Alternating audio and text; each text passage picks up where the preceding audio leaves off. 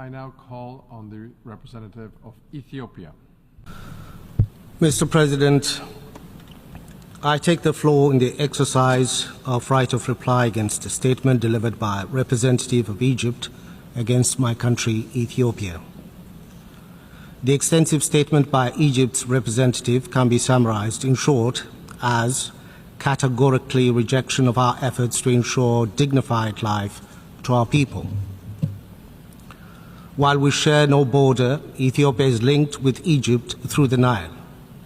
We believe Nile is a solemn nexus between our countries that ought to create shared peace and prosperity to the people of our sisterly countries. It's never Ethiopia's intention or conduct to create tension and hostility towards Egypt. The Speaker, as stated from his statement, had made it clear to this Assembly Egypt's position against the universally accepted principle of permanent sovereignty of states over their natural resource and their right to use it for the benefit of their people. The people of Ethiopia, using their own finances, built the Grand Ethiopian Renaissance Dam. The dam is built over the river Abai, which, as correctly explained by the representative of Egypt, is a tributary to the river Nile. It is bringing light to millions of Ethiopians deprived of such basic necessity. It is bringing integration to our region through energy, trade, and connectivity. The river Abai traverses 2/3 of Ethiopia's territory and makes up 70% of Ethiopia's water resource. While having the resource, the people of Ethiopia continue to live in food and energy insecurity. More than half of our 120 million population needs access to clean water and electricity. Ethiopia will not be told to hold its effort to alleviate this unacceptable circumstance. We will not be told our people do not deserve a dignified life.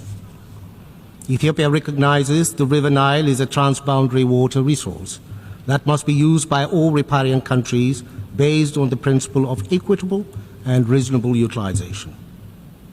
Transboundary resources are also best managed based on basin-wide arrangements agreed to by riparian countries. When it comes to these principles of international law, we see paradox in the Nile Basin. Ethiopia, an upper riparian country that contributes 85% of the flow to the Nile, and the other 8 source countries seeks cooperation based on international law. Egypt, the lower riparian country that contributes no flow to the resource, relentlessly works against cooperation and undermines international principles. It advocates for monopoly based on colonial era arrangements, seeks a veto over the water development efforts of the countries that originate the water. Ethiopia will continue pursuing its development on the river Abai on the basis of equitable and reasonable utilization of the resource.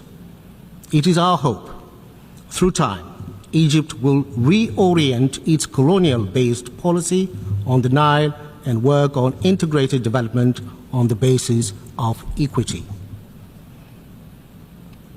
Time will also come for Egypt to realize its best interest is intertwined with and best served by cooperation with riparian countries of the basin.